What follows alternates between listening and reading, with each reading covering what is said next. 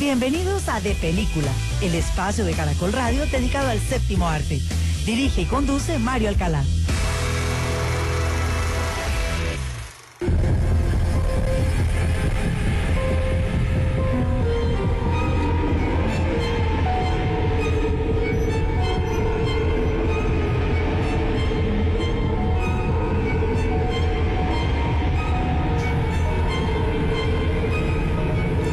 Un saludo muy especial a todos los oyentes de Caracol Radio en Colombia y en el exterior en este sábado 8 de julio del año 2023, y a partir de este momento comienza De Película, la única sala de cine en la radio de nuestro país. Todos ustedes, nuestros amables oyentes, nos pueden seguir escribiendo en nuestras redes sociales. En Twitter somos @caracoldepeli, también estamos en Instagram y en TikTok como @caracoldepelícula. Sí, esta música perturbadora no podría pertenecer a otro género diferente al terror, al horror. Y hoy aquí en De Película de Caracol Radio, en este sábado 8 de julio, estaremos recordando a través de los sonidos, de las anécdotas, de las voces, una saga cinematográfica que estrena una quinta entrega en este 2023.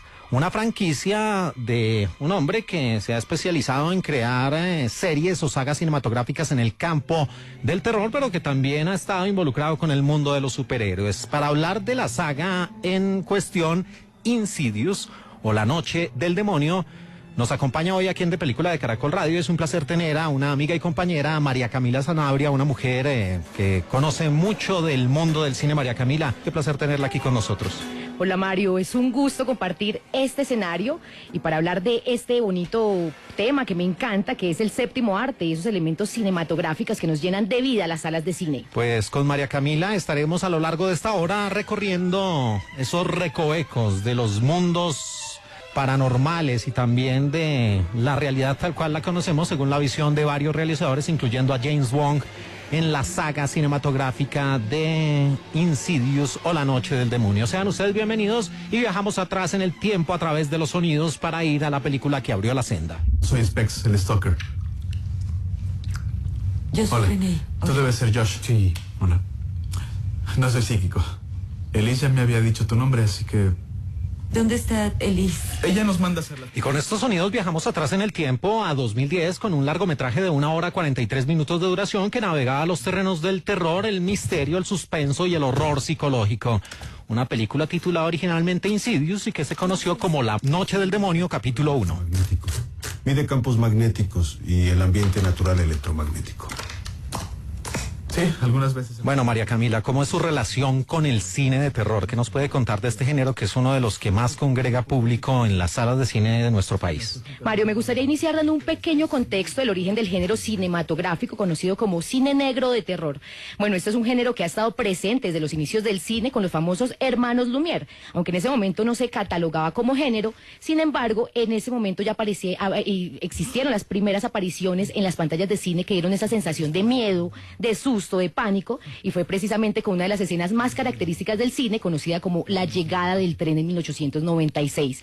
Esta escena causó tanto terror en el público por la ilusión óptica del tren que todos los espectadores salieron del teatro, dejando vacía la sala del cine. Imagínese esta historia. Este es uno de los primeros acercamientos al terror, Mario. Claro, literalmente el miedo a lo desconocido. Era nuevo para la gente que las imágenes cobraran vida en una pantalla. Totalmente. Sin embargo, el género de terror como tal aparece tras la Primera Guerra Mundial en un movimiento que se llama expresionismo alemán. Este movimiento es causado con personas, artistas alemanes que frente a la derrota de esta Primera Guerra Mundial deciden manifestarse por medio del arte y de la cultura. De ahí aparece este movimiento expresionista alemán en el cine, generando en las películas una mayor contraste, digamos, en la iluminación, una distorsión en la imagen que daba una sensación de locura, buscaba darle más importancia al estado anímico del personaje y no tanto como tal a la situación de la historia. Entonces ahí empiezan a ver las primeras apariciones en el género de terror, películas como El Gabinete de Dr. Caligari. Clásico, película obligada en las facultades de cine de nuestro país. Esa es una de las primeras películas que se rueda, digamos, en Alemania, y son películas muy clásicas que representan este género negro de terror. También está Nosferatu, claro, está El Golem, o sea, son películas que son muy cargadas en el maquillaje. Son películas que se presentan mucho, digamos, ese contraste en la iluminación Y aquí podemos ver en esta saga Insidious que sí tiene unos tintes muy determinantes de este expresionismo alemán, que los invito a que sigan este movimiento, que lo miren de lleno, porque realmente ahí podemos entender toda la historia del cine a través de esos movimientos que han perdurado por el tiempo. Y volviendo a épocas recientes, pues este largometraje de 2010 corre a cargo de un productor, guionista, un hombre que tiene poder y que es uno de los consentidos en el interior de Warner Bros., el señor James Wong, nacido el 26 de febrero del 77 en Malasia. Pues este hombre también, María Camila, le demos otra franquicia de terror, el famoso universo del Conjuro, mal llamado universo del Conjuro. Estuvo en Saw, Juego Macabro, estuvo en Rápidos y Furiosos y también en Aquaman, un director muy versátil y que es sinónimo de taquilla. Totalmente. Bueno, un dato importante es que este director James Wan ha hecho un gran dúo con Lee Whannell, que es de los que hizo todo el guión de la saga de Insidious. Un dato importante es que ellos estudiaron en la universidad y desde ahí se creó una amistad muy sólida, tanto profesional como personal, porque han compartido escenarios, como tú lo dices, han dirigido y han estado tanto en el guión como en la producción, también en la producción ejecutiva de películas como Saw, Juegos Macabros, El Conjuro, y ahorita pues con esta saga de Insidious realmente es un dúo que ha perdurado y que sigue insistiendo en darle importancia a este gran género de terror. Ah, Steven, ¿tienes tu cuaderno? Ah, sí, claro. Bien, porque lo voy a necesitar. ¿Para qué lo necesitan? Bueno, ya pasando a la historia de este Conjuro modelo 2010, tenemos a un matrimonio de los Lambert, interpretados por la preciosa Rose Byrne y el versátil y talentoso Patrick Wilson. Ellos son Josh y Lambert, que tienen a su pequeño hijo Dalton y que en un accidente en la buhardilla o en el ático, como se conoce en algunas latitudes, pues de ahí en adelante se viene la pesadilla, porque este niño queda en un supuesto coma.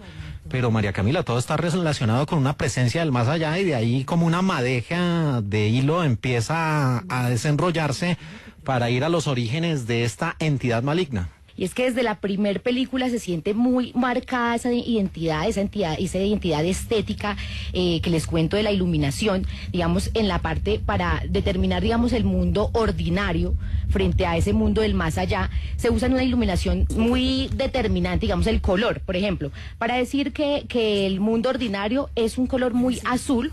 Usan una paleta de colores muy fría, un azul. Por lo general también se juega mucho con la dirección de arte de los elementos que vemos en la historia, y también juegan, digamos, con los elementos del rojo. El rojo siempre por lo general representa, es como ese portal de llevar ese personaje guiando a los demonios en ese portal infrahumano o paranormal. Entonces sí vemos desde la primer película una identidad muy marcada desde la iluminación, que será muy bonito que le pudiéramos atención en este episodio. Sí, ahí es donde uno como público ve que es una película de bajo presupuesto, pero que tiene personas talentosas tras de ella, porque efectivamente con muy pocos recursos para recrear esos mundos paranormales, esos mundos donde conviven los que ya no hacen parte de este mundo, los muertos o los demonios, como dice su título en español, pues utilizan precisamente eso, colores, aunque las locaciones resultan siendo las mismas. No es que se hable como en otros escenarios, María Camila, de uso exagerado del CGI o de crear infiernos o de crear mundos así de ultratumba, sino simplemente es la misma casa pero con otros colores. Y eso es lo interesante, digamos, de ver ese contraste de las películas de Saw, por ejemplo, que siguen siendo muy sangrientas y que traen con unos planos y un terror muy marcado, pero no juegan con ese mundo infrahumano o sobrenatural. Realmente toda la historia, digamos, en la saga anterior de Saw, sucede en un baño o en lugares aquí en la cotidianidad. Mientras que esta saga de James Wan, que viene con Insidious, realmente sí juega con esos elementos paranormales que permiten al espectador ya salirse de esa realidad con la que nos venían trayendo, a pesar de que nos asustábamos.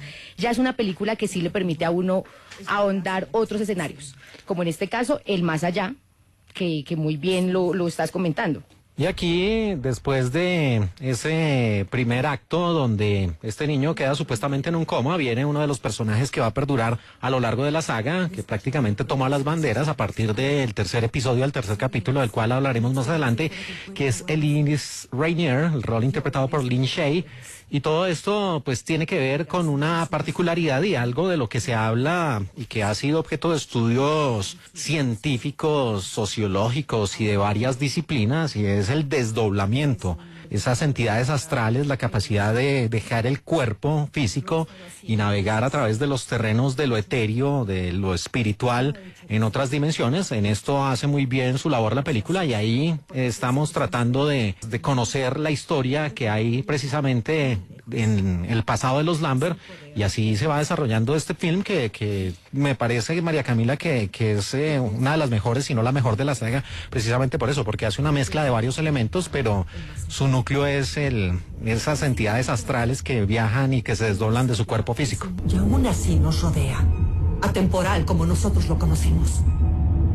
Es un reino oscuro lleno de las almas torturadas de los muertos. Bueno, y algunos datos de esos que le gustan a los geeks, a los que miran entre líneas y van más allá del rodaje de lo que se ve en pantalla, María Camila. Esta película originalmente se iba a llamar El Más Allá. Para la banda musical se utilizaron 33 violines. Bueno, y a esto le han sacado exprimido todo el merchandising, porque incluso en 2015 hubo un laberinto temático de Insidious en los parques de Universal Studios en Orlando para el evento anual de Halloween Horror Nights. El laberinto se basó en las 3 películas de Insidious lanzadas hasta ese momento. ¿Usted se hubiera metido en ese laberinto? Sí. Bueno, pues espero tener toda la fortaleza, porque ya después de uno salir de esas salas de cine viendo esas películas, pues ¿qué más espera? Toca entrar. Estos sonidos pertenecen a la producción del año 2010. Ustedes la tienen en la plataforma de HBO Max. Se trata de la primera entrega Insidious o La Noche del Demonio. Dijiste que le Le darías di una oportunidad, pero no puedo permitir que alguien entre a nuestro hogar y nos diga que la razón por la que nuestro hijo está en coma es porque su alma está flotando en algo. ¿Estás bien, Lorraine? Dijiste que algo anda mal. Lo que haya sido que mató a Liz, lo que haya estado acosando a mi familia, no ha terminado con nosotros. Sí, no ha terminado con nosotros, y además no podía terminar porque esto se convirtió en la gallina de los huevos de oro, María Camila y oyentes, porque es que la primera, de la cual hablábamos, de 2010, apenas les costó $1,5 millones y recogió 97 millones. Una recaudación impresionante. Entonces, cuando en Hollywood algo funciona, pues hay que repetirlo. Por eso, para esta segunda parte, el presupuesto fue de $5 millones y la recaudación subió a 161 millones con la segunda parte titulada Insidious Chapter 2, de 1 hora 46 minutos de duración, y de nuevo navegando el terror, el misterio y el suspenso. ¿Cómo es eso posible? No lo sabemos. Si Elise estuviera aquí para ayudarnos. Y es que bueno, esta película es una continuación directa de los acontecimientos que vive esta familia Lambert al mudarse a la casa de Lorraine. Pues esta familia intenta dejar atrás todas esas malas experiencias que han vivido, pero pronto se dan cuenta que definitivamente no han dejado todas esas malas energías que lo han perseguido por mucho tiempo, pues finalmente lo siguen a esta nueva casa donde se fueron a vivir. Sí, pero no se necesita ser un experto, María Camila, para determinar que la saga Insidious lo que hace es tomar elementos ya recurrentes del cine de terror de otras franquicias, incluyendo por supuesto la del Conjuro. Al fin y al cabo está James Wan y Lee Whannell ahí, pero también le agrega elementos del Exorcista, de terror en Amityville, de todos los grandes clásicos del terror, y lo que hace es simplemente como una nueva línea de negocios, pero no es que esté reinventando el terror ni mucho menos.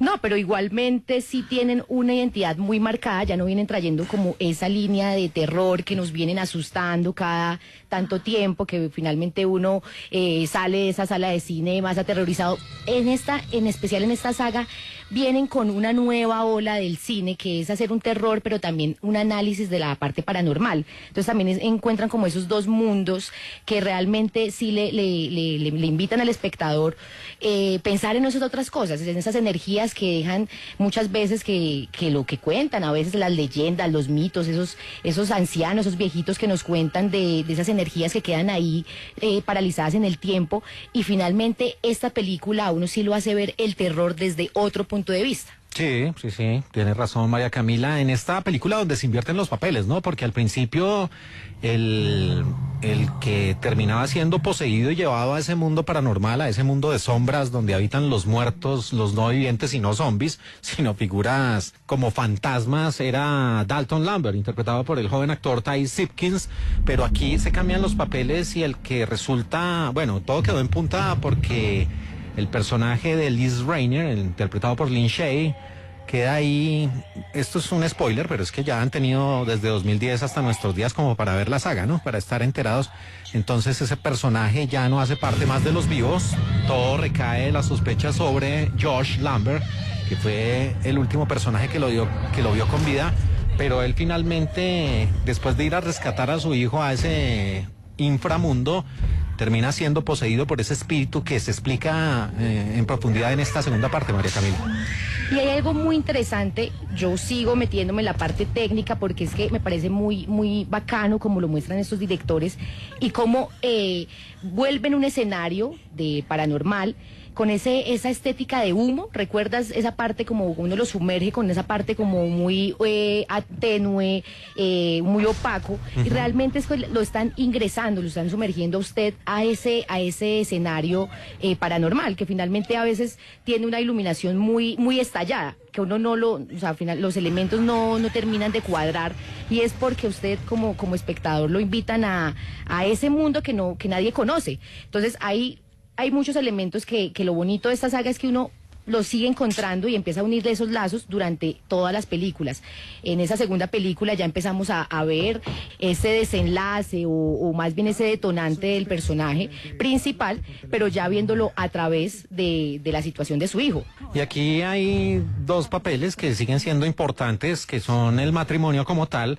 Vemos a un Patrick Wilson que tiene que manejar una dualidad porque se muestra ante sus cercanos como el padre que conocimos en la primera entrega, pero por supuesto está bajo una posesión, y este demonio, pues algo muy recurrente es de ese tipo de roles donde al personaje le hablan voces interiores en su cabeza que lo hacen cometer una serie de crímenes. Insisto, aquí se parece mucho a Terror en Amityville, esa saga clásica inspirada en una exitosa novela, pero también Renée Lambert, el rol a cargo de Rose Byrne, es el personaje aquí que viene a ser esa mujer subyugada, atormentada, que no sabe qué hacer porque pues tiene que defender a sus hijos, pero está viendo el mal encarnado en su compañero sentimental, en su propio esposo, María Camila. Sin embargo, también ahí podemos encontrar, o sea, que me parecen muy, muy importantes esos elementos del suspenso combinados con el terror. En esta saga encontramos no solo un escenario de terror, sino también vemos esos tintes de suspenso. Podríamos hablar de Hitchcock, del padre del suspenso, con películas como Psicosis, que realmente generan una tensión en el espectador a través de los sonidos, a través de esos planos con una gran profundidad de campo, esos planos también muchas veces cerrados que no dejan ver como tal qué está pasando en el escenario, sino dejan solo la imaginación del espectador lo que viene a suceder. Entonces sí es muy, muy interesante analizar este tipo de cine, de terror, que ya juega con otros elementos. Escuchen, supongo que debí explicarles que esta no es una ciencia exacta. A veces no se puede hacer contacto. Feliz. Mario, y es que en esta segunda película de James Wan, cabe recordar que el hospital que aparece en la película ha aparecido en más de 30 películas, principalmente películas de terror, muchas series de televisión y también videos musicales. Y otro dato importante es que cuando los dos cazafantasmas, por decirlo así, analizan las imágenes de Josh, del joven Josh, el logotipo de la videograbadora dice Panasonic. Sin embargo, se ve tan desgastado que en algunos lugares da esa sensación de que diga es pánico. Bueno, y es que usted no vivió esa época. Nosotros, los que ya estamos más mayorcitos, vivimos la época del VHS, del Betamax. No, usted no, María Camila, usted nada que ver con esas videograbadoras que aparecen en esta producción. Lo suyo ya fue el streaming o incluso el DVD, sí. Bueno, no tanto como que solo desde el streaming, no, también. De hecho, mi historia del cine, o cuando yo empiezo a estudiar cine, toco desde el fílmico de 8 milímetros, un 16 milímetros, que ya es también tener de cerca el fílmico y poder entender cómo uno ilumina ese tipo de películas, como lo de Chaplin, como en esa época de blanco y negro. Entonces, para estudiar cine y para hablar de cine hay que también conocer todos esos orígenes del cine, no solo el streaming. Entonces, no, tampoco me queda tan joven. Bueno, y precisamente sobre Insidious, estas dos entregas, ¿cómo le influyeron a Patrick Wilson, que se pone la 10 y se pone la camiseta de director para esta quinta entrega, La Puerta Roja, y él habla sobre su experiencia en esas dos primeras partes de Insidious relacionado con su labor de realizador?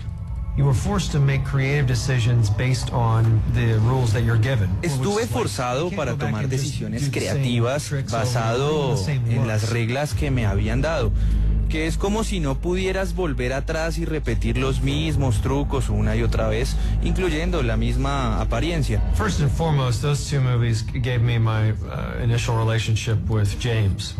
En primer lugar, aquellas dos películas me dieron la oportunidad de crear unos lazos con James Wan y verlo a él y a Leigh, cómo le dieron nueva vida al género, cómo llevó el terror mucho más allá y cómo se desafiaron a sí mismos, nada menos y nada más que los creadores de la saga de Saw o Juego Macabro, para regresar y realmente cambiar este mundo. Y es que hubo algo sobre ese primer capítulo de Insidious, porque debido a lo ajustado del presupuesto y con un rodaje apenas de 20 días, el equipo estuvo forzado a tomar decisiones creativas basado, eso sí, insisto, en unas reglas preestablecidas, lo cual es como apagar la luz y hacer la magia con la cámara, crear temor en la audiencia a partir de un presupuesto modesto. Todas esas cosas que aprendí y apliqué, ese tipo de cosas de las películas que he hecho, entonces fue mucho más sobre el concepto de cómo funcionan estas películas de Insidious, que creo que realmente refleja cómo abordé esta.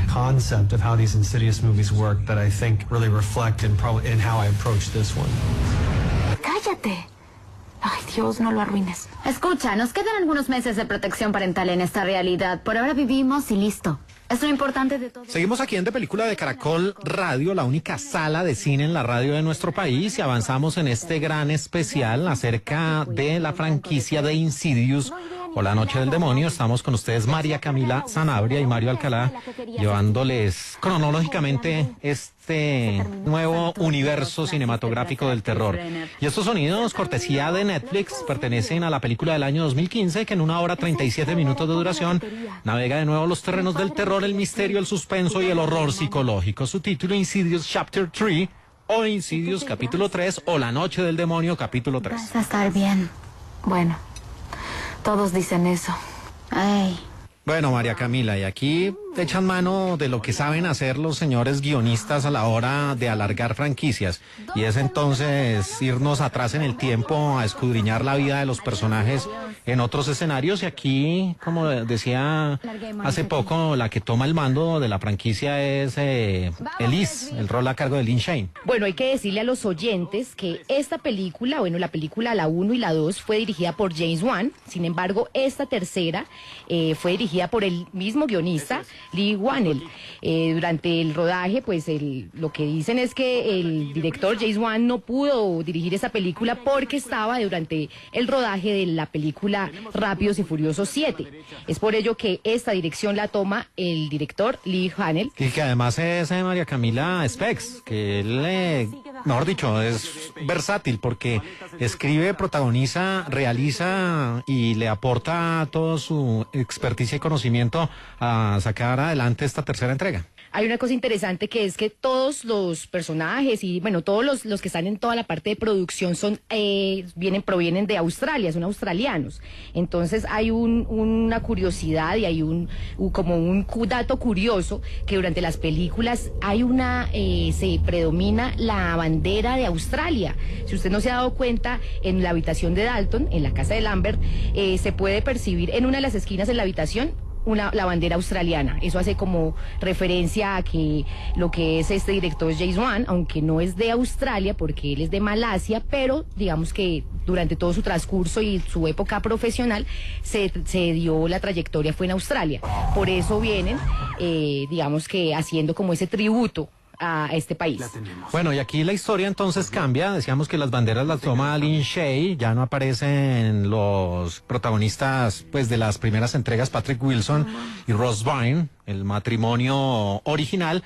Entonces, insisto, los guionistas deciden escudriñar en el pasado de los personajes, hablan de Lin Shaye y cómo Elise se vuelve esa mujer medium, avesada, experta en el contacto con entes del más allá, y muestran precisamente el caso de una posesión demoníaca que surte en cabeza de Queen Brenner. El rol lo interpreta una actriz llamada Stephanie Scott, cuyo padre es un viejo conocido para la afición, como dicen los cronistas deportivos, Dermot Mulroney, que es Sean Brenner, y aquí lo que vemos es prácticamente a ella formando lo que podría decirse un escuadrón anti-paranormal al lado de Specs y de Tucker, que también se muestran los orígenes de estos personajes que los habíamos visto como esos acuciosos hombres que mezclan la ciencia para tratar de estudiar lo paranormal, María Camila. Sí, ahí podemos también ver como toda esa creación de personaje por parte, digamos, desde el comienzo vemos que está esa delgada línea entre el suspenso, el terror, pero también con unas pequeñas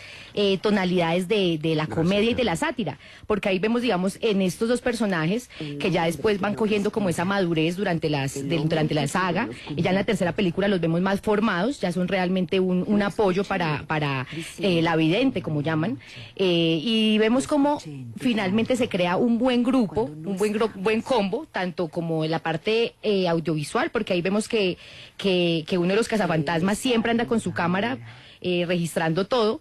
Por el otro lado está... sí, el otro personaje, Tucker, sí. Tucker y Space. Entonces Tucker lo que hace es analizar siempre la imagen de lo que está pasando, mientras que el otro está escribiendo todo lo que va diciendo Elise. Entonces realmente sí, como que ahí se ahondan más en ese personaje que es el medio, que viene siendo Elise, que lo vemos como ese personaje que nos va llevando y nos va dando como esos haz de luz por todas las películas para decir realmente qué es lo que importa. Entonces esta mujer, por medio de su capacidad paranormal y a través de este guionista, como tú lo cuentas, nos lleva a los inicios de este personaje. Sí, que ahí el público puede decir si esto es un don o una maldición. ¿Usted cómo lo ve, María Camila? ¿Más como un don o como una maldición? Ese poder de contactar a entes del más allá. Bueno, hay varias cosas, porque por un lado es un don, digamos, como lo vemos, como la mamá se lo mostraba al personaje desde pequeña, cuando vemos los primeros indicios de esas visiones que tiene el personaje, como la mamá sí le apoya, pero finalmente durante, como en el escenario se dio, en esta película se inicia en el 1950, en los 50, donde era una época realmente muy machista, y ahí se puede ver cómo se lo vuelven una maldición para este personaje Liz, mostrándola como un demonio. Bueno, María Camila, y para cerrar, usted siempre debe pagar derechos de autor, porque en esta película el tráiler fue lanzado en marzo de 2015 con una canción llamada Afraid of Nothing, o como Sin Miedo a Nada, de Sharon Van Etten. Los señores de la película le metieron la canción sin pagar derechos ni nada. Un espontáneo le escribió a Van Etten y le dijo: óigame, su canción aparece en el tráiler, chévere. Y ella dijo: ah, sí, pero ¿cómo así? A mí no me dijeron nada. Y finalmente los productores de la película se vieron obligados a pagarle por usar ilegalmente su música. Y esta tercera entrega hace varias referencias a fantasmas y demonios de las dos primeras películas de Insidious, como el demonio de la cara del lápiz de labial, la novia de negro y posiblemente el demonio de pelo largo. Esto me preocupa porque pueden hacer lo mismo que el universo del Conjuro, que saquen películas spin-off de estos personajes. Lo hicieron con La Monja y también con Annabelle. Entonces esto puede ser peligroso, y a la hora de hacer dinero estos señores no tienen ningún tipo de consideración. Una película, María Camila, que costó $10 millones y recogió 112. Bien rentable, y por eso siguen estas producciones. ¿Le parece bien si escuchamos a Patrick Wilson hablando sobre su relación con el Conjuro, ya que hablaba de esta saga? Pero por favor. You can't go back and just No puedes volver atrás y hacer los mismos trucos una y otra vez, incluso con el mismo aspecto, incluso el presupuesto de la primera película del Conjuro era un mundo completamente diferente al que tuvimos con la primera de Insidious, y hay una expansión de la franquicia del Conjuro simplemente por dinero y por tiempo. Incluso Leigh Whannell me dijo sobre esta película que se sentía más grande que otras películas de Insidious, y creo que mucho de eso es mi objetivo de una película. No mantenerla pequeña. Quiero ser eficiente, y mucho de esto tiene lugar en un dormitorio. Ese es el lugar de las acciones y hay dos personas de mundos diferentes y quería que se notara la diferencia. Así como el día y la noche. Quería explorar nuevas emociones. Esta película es un poco más expansiva y creo que eso es lo que aprendí del Conjuro, que si bien a veces es genial ensuciarse y hacer una película en apenas un par de semanas, también es bueno tener tiempo para desarrollar sustos más elaborados, que realmente se meten en la psiquis y que definen tu película.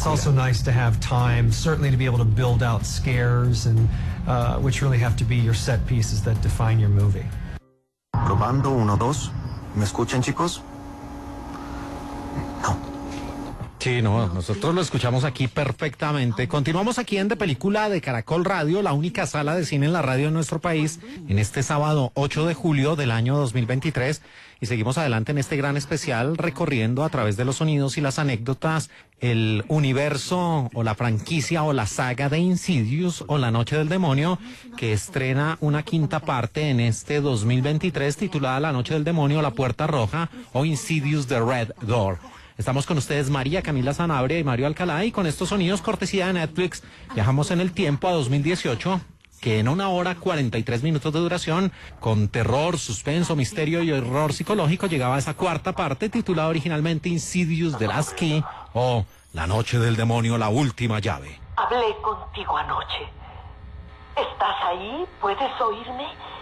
María Camila, y aquí ya se fueron con todo, se fueron hasta la infancia de Liz y le metieron vínculos familiares. Sí, realmente son elementos que le permiten al espectador unir esos lazos para entender mejor la historia. Entonces podemos encontrar ahorita en esta cuarta película la aparición de las dos sobrinas de Liz. Y vemos como esa simpatía que hay, que genera entre una de las sobrinas, que tiene la misma ilusión y la misma visión que tiene su tía, pero en este momento ya vienen a aparecer nuevos elementos como el hermano, que es tan importante en la película porque ha sufrido muchos traumas y se puede ver que ya en este momento ya él ya pasando digamos los 70 años, se puede ver cómo él ha sido tan afectado por esto, pero finalmente cómo empieza a encontrar esa simpatía con su hermana y a encontrar esos elementos, a unirlos, que no entendió, digamos, durante toda la infancia. Pero le confieso algo, María Camila, tratando de hacer memoria, yo no recuerdo un personaje que haya tenido una infancia tan traumática como la de la propia Liz. Es que definitivamente aquí los guionistas sí la castigaron en forma y muestran a un padre que prácticamente llevado o consumido por el demonio le infringió a ella un daño físico que la marcó de por vida. Sí, realmente se ve cómo ha sido tan marcada esa mujer Elise, y ahí en la cuarta película sí podemos entender cómo desde niña sufrió ese maltrato por parte de su padre, pero finalmente cómo ella logra volver todo eso para ayudar a las almas que están en pena. Y aquí de nuevo la historia, ella es el personaje central, viajando a través de su pasado, varios flashbacks, varias idas al pasado, para recordar esa traumática infancia y cómo en un presente pues está de nuevo involucrada en un caso que tiene que ver con ese sitio. Es que ella regresa a sus orígenes, aquí ese espacio geográfico, una especie como de fábrica, ¿no? Como de casa abandonada y con sótanos, con laberintos, pues resultan siendo otro personaje en la historia y la muestran a ella pues volviendo para tratar de encerrar de una vez por todas a la figura demoníaca que ha sido el móvil de toda esta saga, María Camila. Sí, es que si empezamos a unir cabos, en el inicio de la película ellos empiezan a comentar cuando son niños o durante el transcurso de la saga, que ellos viven cerca a una de las cárceles más peligrosas, ahí en el nuevo estado en New México, finalmente en Nuevo México, pero hay un dato importante, que eso fue grabado en California. Claro, abaratando costos de producción porque, insisto, esta es una de esas franquicias que, mire, por ejemplo, esta cuarta parte apenas les costó $10 millones. La recaudación fue de $167 millones. Ahí es donde yo hago la crítica, y es que se convierte en un negocio, porque simplemente son películas de muy bajo presupuesto, pero la gente que adora el cine de terror las ve con un fervor y se convierten en fanáticos incondicionales, casi que en una religión, y por eso vamos a seguir teniendo más y más entregas. Ya no está Patrick Wilson, ya no está Ross Byrne, pero todo recae en Elise y le sacan historias de donde sea. Es que aquí, insisto, se van hasta sus propios orígenes, María Camila. Sin embargo, hay que decir que, a pesar de que sean películas de bajo presupuesto, ahí el rigor está en enganchar al personaje con el espectador. Entonces, finalmente también hay un reto en los guionistas, en los directores, de cómo lograr con un bajo presupuesto, sin tanta preproducción, tanta postproducción, tanto efecto especial, cómo hacer que el espectador realmente se conecte con la historia. Entonces, también hay un plus, digamos, que tiene el género de terror, lograr enganchar con tantas películas, pues al espectador, y seguir generando hasta en la última película ese mismo escalofrío que tiene en la primera. Y siguiendo con Patrick Wilson, pues él habla acerca de sus experiencias para este debut como realizador, de lo que cosechó como actor. Y hay una película muy, muy bien lograda, perturbadora, estremecedora, del año 2005 llamada Hard Candy, que hablaba de una adolescente que termina involucrada con un pedófilo. Pues ese pedófilo era el rol a cargo de Patrick Wilson, Jeff Goldberg. La protagonista era en ese entonces Ellen Page, que ahora, pues después de su cambio de sexo, se llama Elliot Page. Y aquí está Patrick Wilson hablando de cómo Hard Candy también lo marcó para la realización de esta quinta entrega, La Puerta Roja.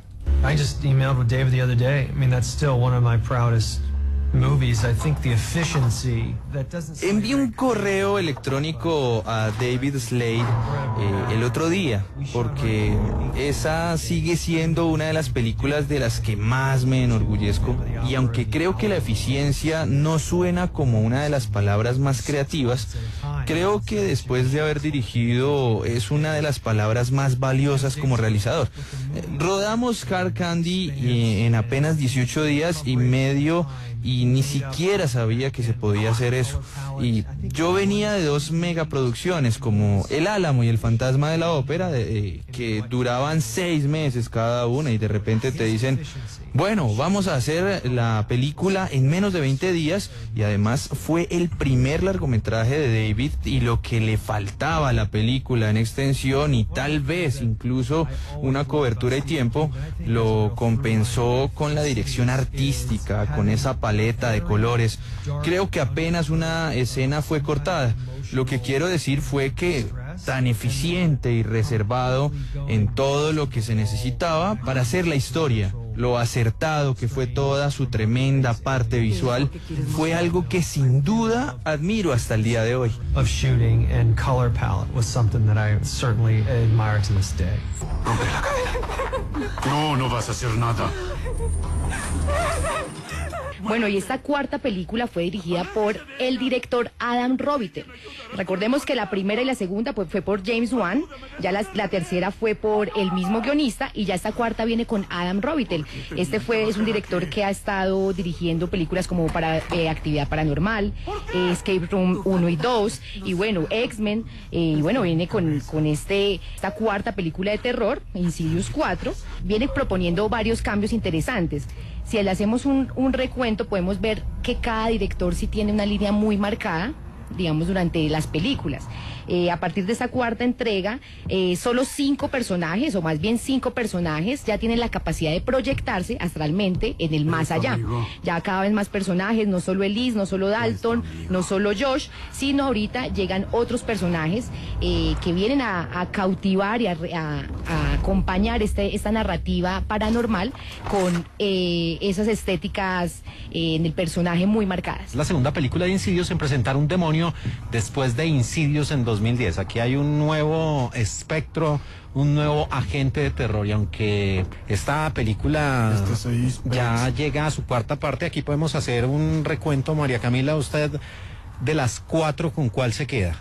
En cuanto a calidad, en cuanto a su visión como conocedora del cine, por todos los detalles técnicos y también por la narrativa. A mí me enganchó la primera, definitivamente fue la que más me gustó. Realmente lo sorprende a uno como espectador, no solo como crítico y analista de cine, sino como espectador, dejarse sumergir en la pantalla. Y eso me gustó mucho, digamos, por el tema como James Wan viene manejando todo ese tema de crear la tensión durante la narrativa. Por lo general me asustaba cuando menos lo pensaba, ¿sí? Siempre uno cuando va subiendo la música o cuando vemos por allá algo de fondo, pretendemos que algo va a salir, y esta película en general, dirigida, pues las dos primeras, me parecieran que tenía como que realmente rompían con ese ritmo que por lo general se ven en las anteriores, en muchas de las películas de terror, y esta rompe con toda esa estigma de que encasilla el género de terror. ¿Y la peor de las 4? Pues sabes que a mí, yo no soy muy fanática del género de terror, porque me apasionan otro tipo de géneros más que este, pero sagas como esta me hizo enamorarme del género de terror, porque de verdad que mis respetos para todos esos directores, ese guionista que como entrelaza todas esas historias a raíz de que va pasando más episodios o más capítulos. Entonces realmente la tercera y la cuarta me parecen geniales porque siguen argumentando, siguen contribuyendo con la narrativa que se logró desde la primera película. Bueno, yo me quedo con la primera, de lejos me pareció una película muy interesante, y ya el resto sí me parece que hacen lo mismo que la saga de Rápido y Furiosos, muy al estilo de James Bond, y es buscar la forma de alargar la historia yendo al pasado, buscándole familiares, en este caso al personaje de Ellis. Bueno, hay una película del año 2019 del señor Stephen King, el gran maestro de la literatura de terror, que se llamó In the Tall Grass, o En la Hierba Alta. Allí uno de los protagonistas era el señor Patrick Wilson, y él, con miras a dirigir esta quinta entrega, La Noche del Demonio, La Puerta Roja, en Insidious, The Red Door, habla sobre Stephen King y cómo fue su faro, luz y guía para poder ponerle su impronta, su sello a esta quinta parte de La Noche del Demonio. One of the things that I always loved about Stephen King that I think has a real through line with. Una de las cosas que siempre me encantó de Stephen King es que creo que tiene una línea real con Insidious, y es el hecho de tener un trasfondo oscuro de algún tipo de angustia emocional o familiar, y luego volverse completamente loco, sobrenatural, extraño, o por qué no, de extraterrestres del espacio exterior, y todo en la misma película. Realmente amo eso, y creo que este género apoya eso, y nadie escribe eso mejor que Stephen King. Insidious toma ese núcleo que se representa en esta familia, y en mis películas es esa familia lidiando con el trauma de 9 años atrás. Es por eso que me importó tomar estos giros tan melodramáticos en el final, porque el mundo de Insidious lo justifica. Creo que está muy bien en Insidious. No lo habría hecho así en El Conjuro. Otro tipo de cosas. A menudo a los actores y narradores venidos del teatro huyen de las palabras asociadas al melodrama. Creo que el elemento sobrenatural es muy importante. James creo que se inspiró en el Carnaval de las Almas, en su particular maquillaje, en su diseño de producción, y aunque yo no hice eso, lo que sí hice fue dejarme influenciar por Stephen King, por ejemplo, la pintura al final. Yo dije, oh, sí, vamos a ser audaces, a hacer algo extraño, y también siento que le di mi toque personal al espacio-tiempo. Además, en realidad estaba tratando de pensar en ese toque de Stephen que logran esas historias espectaculares como It, para comenzar con algo básico, luego real y después brutal, y luego ir a otro mundo completamente diferente. Creo que eso lo permite solo el horror de Stephen King, y eso es algo que ciertamente hicimos con In the Tall of Grass. Solo tienes que sumergirte y tocar la roca. I think horror allows that, specifically Stephen King horror, and that's something that we did certainly with In the Tall Grass. You got to just dive right in, you know, touch the rock. En De Película, el estreno. We're ready to forget the further, once and for all.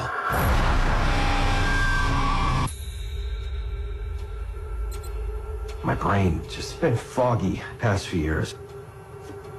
All I ever wanted was to be a good dad. Dalton. Mi cerebro ha perdido un par de años que no los tengo en la memoria y lo único que quiero es ser un buen padre. Continuamos aquí en De Película de Caracol Radio en este tramo final, haciendo un recorrido a través de la saga cinematográfica de Insidious o La Noche del Demonio, que llega a su quinta entrega con La Puerta Roja. Y ese es el gran estreno de esta semana.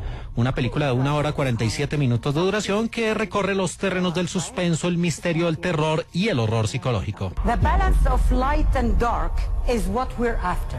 You're in the art school, I take it? Bueno, María Camila, y llega esta quinta entrega y están de vuelta los personajes originales. Nos referimos a Josh Lambert, interpretado por Patrick Wilson, y a Renée Lambert, que es Ross Byrne, y el gran protagonista de esta historia, el Dalton Lambert, que ya está bien crecido, ¿eh?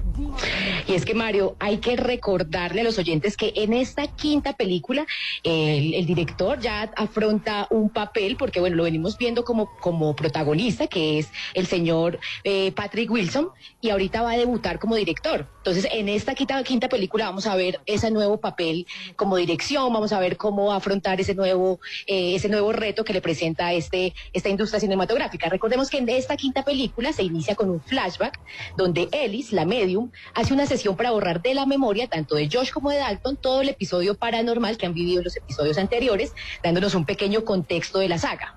En esta quinta película ya vemos a Dalton en su etapa de adolescencia. En general vemos a todo un elenco con unos añitos de más, donde se perciben varios cambios en esta historia familiar de los Lambert. Bueno, en realidad la película viene siendo la secuela directa de las dos primeras partes, Insidious capítulo 1 y 2, y vemos también a Carl, que había aparecido incluso en otra de las entregas y que por ahí estuvo también caminando el terreno de los muertos, pero finalmente, como usted dice, María Camila, todo se trata de borrar los recuerdos, pero estos vuelven de una forma bien particular, y aquí, como escuchábamos en los audios de Patrick Wilson, la pintura, los cuadros tienen un rol fundamental, porque es la pintura la que despierta nuevamente esa capacidad astral de Dalton Lambert. Exacto, Mario. Una de las escenas más importantes que me pareció a mí es cuando Dalton, que es interpretado por Simpkins, ingresa a la universidad para estudiar pintura, así como lo cuentas, y en una de esas clases magistrales que le da la profesora, pues lo pone a conectarse con su niñez, con esos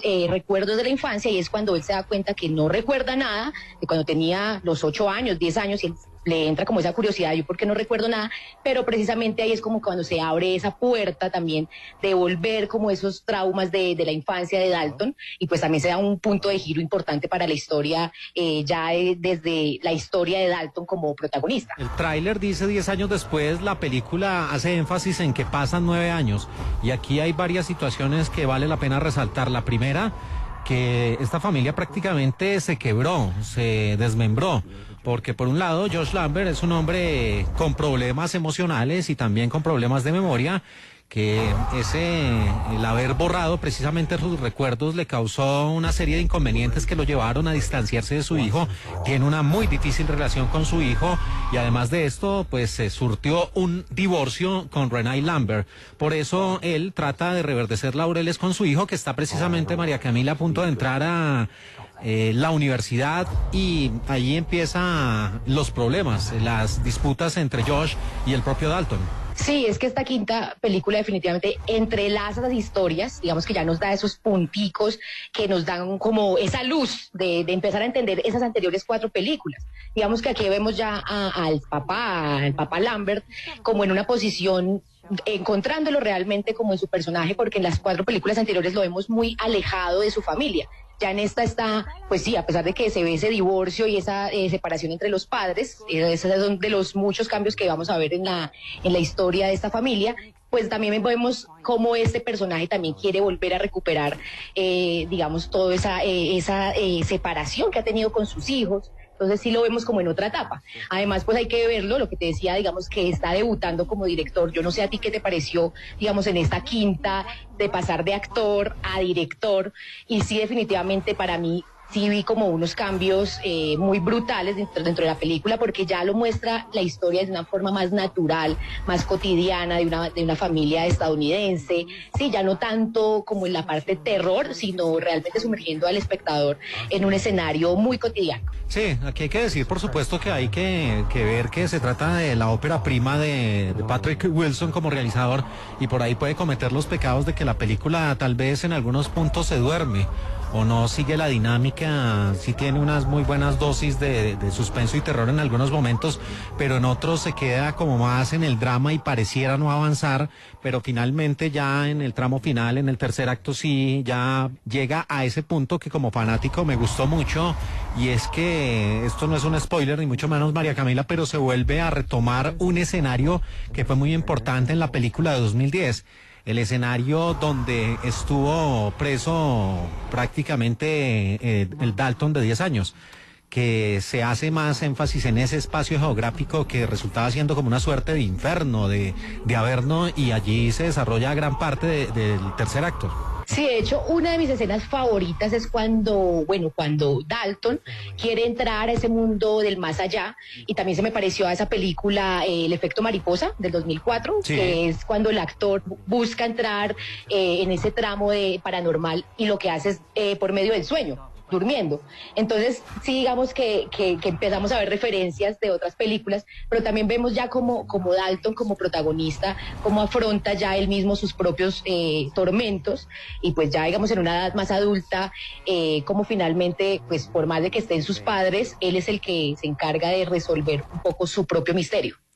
Y para los oyentes, para que no se vayan a ir apenas termine la película, hay una escena postcréditos muy breve. No les vamos a contar, por supuesto, de qué se trata, pero no se la pierdan. Simplemente, María Camila, hay que esperarse a los créditos y ahí va a aparecer esa escena que deja abierta una puerta ahí para varias cosas. Esto no ha terminado. Pues uno de los indicios que se pueden decir así esa escena postcréditos, pues se podría decir que tiene algo que ver con esa música que nos aterra tanto cuando estamos en ese mundo infernal, y con el personaje del diablo, que justamente ellos dos son el mismo personaje.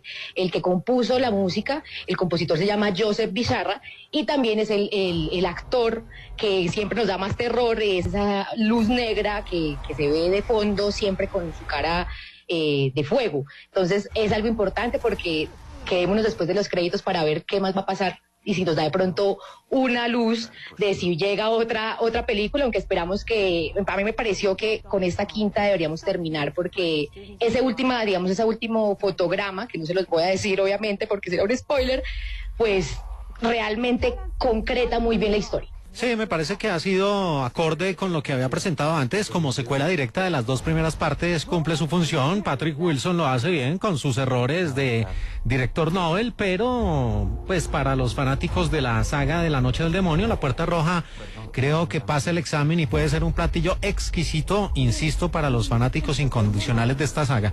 Así que así llegamos al final, María Camila, de este gran especial de la saga Insidious, recordándole a nuestros oyentes que las primeras 4 entregas están en las plataformas y la quinta en cines, ¿no? Totalmente. Y hasta aquí esta emisión de Película de Caracol Radio. Mañana regresaremos con María Camila hablando de otros estrenos, de otras producciones, siempre aquí en este mágico mundo del cine en Caracol Radio con De Película. But I can still feel something following us. There's only one way to find out.